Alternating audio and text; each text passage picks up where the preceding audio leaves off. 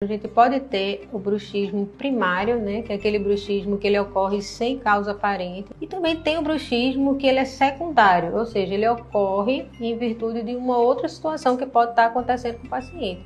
Em algumas situações podem ser algumas síndromes genéticas que podem predispor o bruxismo, como a síndrome de Down, síndrome de Ehlers-Danlos. Você tem o transtorno de déficit de atenção, que aumenta em 2 vezes mais a chance de ter bruxismo. Algumas medicações, como a fluoxetina, sertralina, também podem causar bruxismo. A apneia do sono, estresse. O Brasil é um país com o maior número de pessoas ansiosas no mundo, né? E depois da pandemia, a literatura tem mostrado um aumento de mais de 80% dos casos de bruxismo.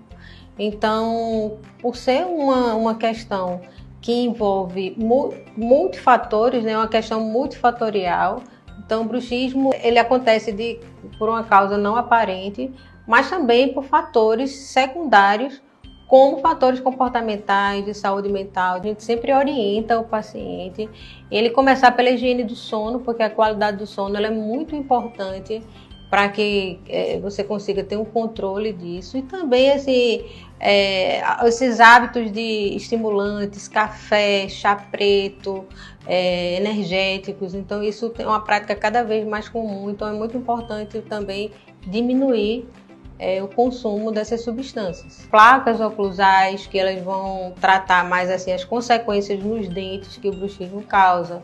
Você tem, em algumas situações, laser terapia, fisioterapia fono, tratamento psicológico.